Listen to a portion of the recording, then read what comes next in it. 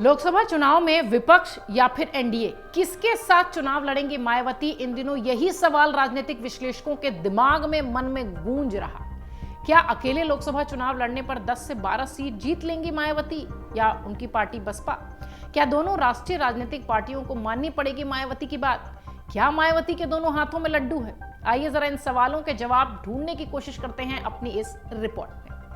2024 में होने वाले लोकसभा चुनाव से पहले 5 राज्यों में हो रहे विधानसभा चुनाव के बीच राजनीतिक जानकारों का यह कहना है कि उत्तर प्रदेश के पूर्व मुख्यमंत्री और बसपा प्रमुख मायावती के पास एक बार फिर से सुनहरा मौका है। उनके दोनों हाथों में लड्डू है। एक तरफ एनडीए की नजर उन पर है तो दूसरी तरफ सोनिया गांधी भी उनकी अहमियत समझ रही हैं। 2024 के लोकसभा चुनाव की खिचड़ी पक रही है। खिचड़ी की भनक सपा सुप्रीमो अखिलेश यादव को भी। राजनीतिक वजूद के लिए बसपा को कम से कम 10 से 12 लोकसभा सीटों की जरूरत तो होगी, ताकि दोनों राष्ट्रीय राजनीतिक पार्टियां उनकी सुनती रहें, वो गेम चेंजर की तरह काम करती रहें। वैसे भी बीएसपी के पास वोट ट्रांसफरिंग पावर है ही। राजनीतिक जानकारों का यह मानना है कि लखनऊ में अंदर खाने की खबर यह है कि बीजेपी के रणनीतिकार बीएसपी, एसपी, कांग्रेस, आरएलडी और कृष्णा पटेल गुट के अपना दल को साथ चलने से रोकना चाहते हैं, जबकि कांग्रेसी रणनीतिकारों के मुताबिक ऐसा तालमेल बना तो केंद्र से बीजेपी का पत्ता साफ होना तय है। राहुल गांधी के प्रिय सुनील कानूगोलू अभी 5 राज्यों के विधानसभा चुनाव में व्यस्त हैं। कानूगोलू को भी इस आइडिया में दम दिखाई पड़ रहा है। वैसे प्रधानमंत्री मोदी के मार्गदर्शन में एक टीम भी दिल्ली में जुटी है। ये टीम 2024 के साथ साथ 2047 तक बीजेपी राज का रोड मैप बनाने में व्यस्त है। उधर उत्तर प्रदेश में सुबह सपा के नेता ओम प्रकाश राजभर की छटपटाहट भी बढ़ती दिखाई पड़ रही है। यूपी की राजनीति से जुड़े लोगों का कहना है कि राजभर एनडीए के साथ आने पर अब इनाम चाहते हैं। मुख्यमंत्री योगी आदित्यनाथ इसके पक्ष में है। साथ लाने में भूमिका डिप्टी सीएम केशव प्रसाद मौर्य की थी। दारा सिंह चौहान की घर वापसी में भी राजभर थे, लेकिन दारा चुनाव हार गए। अब राजभर के सामने पहचान का संकट खड़ा हो गया, लिहाजा 2024 के लोकसभा चुनाव से पहले वो कुछ पा लेना चाहते हैं, उनकी इच्छा है। इस बीच अभी हाल ही में बिहार के मुख्यमंत्री नीतीश कुमार ने आईएनडीआई गठबंधन पर बयान देकर एक बार फिर से राजनीतिक हलचल तेज कर दी, जिसके बाद कांग्रेस के अध्यक्ष मल्लिकार्जुन खड़गे उनसे फोन पर बात करते हुए भी खबरें आई कि वो उनसे बात कर रहे थे, उन्होंने फोन किया था।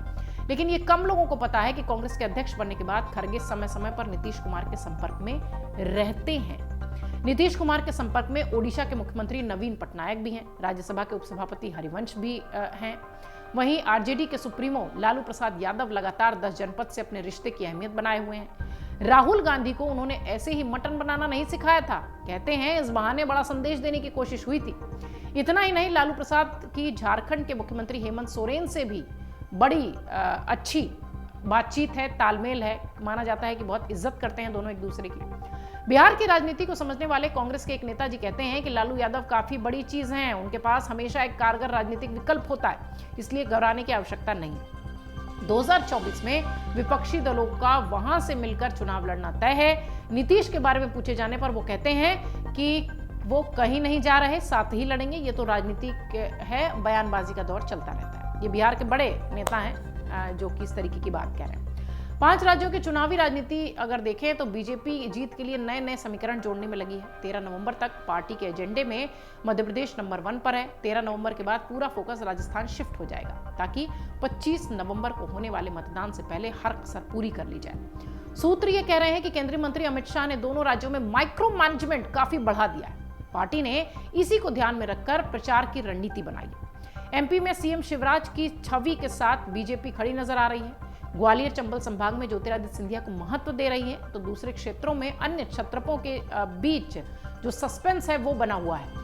इसी तरह की योजना राजस्थान में भी है। इस बीच नाम ना छापने की शर्त पर, नाम ना कहने की शर्त पर बीजेपी के एक बड़े नेता कहते हैं कि 2018 में वसुंधरा राजे और शिवराज सिंह चौहान दोनों के नेतृत्व में पार्टी चुनाव हार गई थी। 2020 में सरकार बनी तो ज्योतिरादित्य सिंधिया के कारण। उन्होंने ये भी बताया कि ये बीजेपी ही है जो लोकतांत्रिक पार्टी है, सबको अवसर देती है, पार्टी का हित सबसे ऊपर है। ऐसे में आइए जरा आपको बताते हैं कि कैसे सुनील कानूगोलू की रणनीति के तहत कांग्रेस आगे बढ़ती दिखाई पड़ रही है। राजनीतिक जानकारों का यह कहना है कि कांग्रेस में सब ठीक नहीं चल रहा है।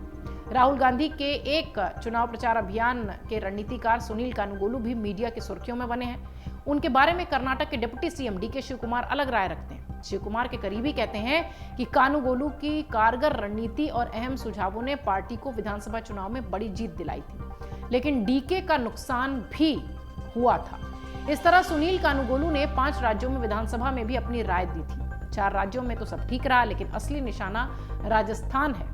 मुख्यमंत्री अशोक गहलोत ने इसे भले ही दिल पर ले लिया है। गहलोत और कांग्रेस अध्यक्ष मल्लिकार्जुन खड़गे भी उनकी खूब बनने की बात जो है चर्चा में रहती है, लेकिन राहुल गांधी के अशोक गहलोत के समीकरण जरा कम बन पा रहे हैं, ऐसी चर्चा है। पिछले दिनों अशोक गहलोत ने सुनील कानूगोलू को खरी खरी सुनाई थी। सुनील कानूगोलू चाहते थे कि राजस्थान में चेहरे और टिकट बंटवारे में पार्टी उनकी राय मान ले। इसको लेकर अशोक गहलोत और राहुल गांधी के बीच कांग्रेस के पूर्व अध्यक्ष सोनिया गांधी को आना पड़ा, बताया ये भी गया। फिलहाल अभी तो पूरा फोकस विधानसभा चुनाव पर है, लेकिन विधानसभा चुनाव के बाद गुलाबी नगरी जयपुर में राजनीति की कई पतंगे उड़ने की संभावना से इनकार नहीं किया जा सकता। और यह भी कहा जा सकता है कि जिस तरीके की तस्वीर इस वक्त दिखाई पड़ रही है राजस्थान में, निश्चित तौर पर मुकाबला बेहद रोमांचक होगा। अगर आप ये वीडियो YouTube पर देख रहे हैं तो हमारे चैनल को सब्सक्राइब करें और बेल आइकन को दबाना ना भूलें। अगर आप Facebook पर ये वीडियो देख रहे हैं तो हमारे पेज को लाइक करें।